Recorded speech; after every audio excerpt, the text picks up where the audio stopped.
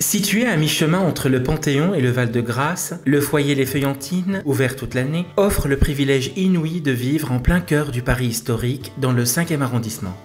La forte identité estudiantine signe le vrai tempérament de ce foyer qui assure depuis 1991 le logement temporaire d'étudiants et de jeunes actifs. En 2020, la société philanthropique, notre association mère, a entrepris la rénovation de plusieurs locaux en vue de les moderniser et de les rendre plus accessibles. Dans le cadre de l'agenda d'accessibilité programmé, le hall d'accueil du foyer Les Feuillantines a été entièrement repensé, à la fois pour l'accueil d'un public à mobilité réduite et pour l'installation des services administratifs du FEJA dans un cadre moderne. Quant à la partie logement, 10 studios et appartements ont été adaptés et rendus accessibles aux personnes présentant un handicap sensoriel ou moteur. Aussi, des équipements spécifiques ont été installés tels que les flashs lumineux, les miroirs, mais encore la configuration des salles d'eau et la hauteur des plans de travail. Enfin, un autre projet, et pas des moindres, la cuisine collective du FEJA s'est, elle aussi, refaite une beauté avec la création, entre autres, d'un nouvel espace convivialité pour les résidents. Les travaux ont également eu lieu au foyer Centre d'accueil international dans le 14e arrondissement de Paris.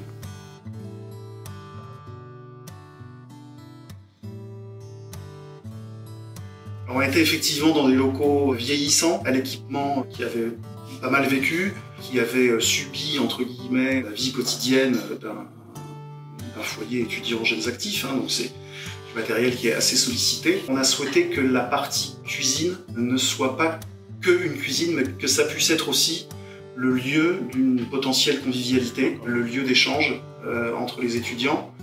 C'est la raison pour laquelle on a raisonné avec des îlots centraux, autour de laquelle les étudiants peuvent être à plusieurs, à cuisiner et échanger. Donc il y a plusieurs configurations, il y a plusieurs manières de s'approprier l'espace et plusieurs manières de le pratiquer. Donc l'enjeu pour nous, ça a été de concevoir la séparation de ces usages, tout en maintenant une fluidité de l'espace et tout en maintenant, encore une fois, le rapport à la lumière et le rapport à l'extérieur dans une configuration spatiale très profonde.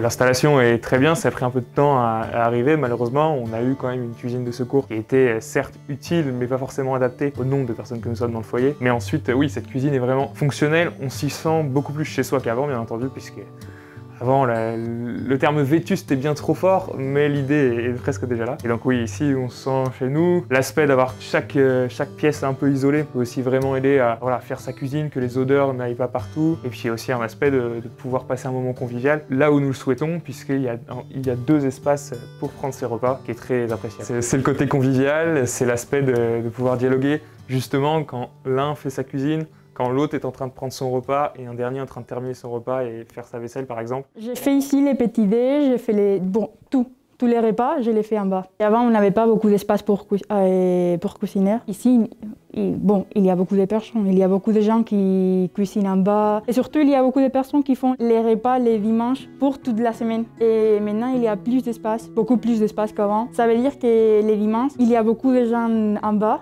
et on a l'espace pour tout cuisiner, tous ensemble, et on peut parler, et ça va, c'est mieux qu'avant. Je l'utilise régulièrement et j'apprécie cette mobilité possible, cet aspect de pouvoir vraiment passer un moment convivial avec les autres si nous le souhaitons, ou ne pas le faire et pouvoir s'isoler un petit peu si on le souhaite aussi. C'est plus chaleureux, j'avais vraiment... Cette cuisine est au sous-sol, et j'avais peur que ça soit un peu sombre en l'occurrence, puisqu'il y a des baies vitrées mais qui sont vraiment au fond de la cuisine, et en fait l'aspect de mur blanc, l'aspect même d'avoir cloisonné, puisqu'il y a des fenêtres, et s'il y a des cloisons, ça permet vraiment d'avoir une luminosité importante dans la cuisine.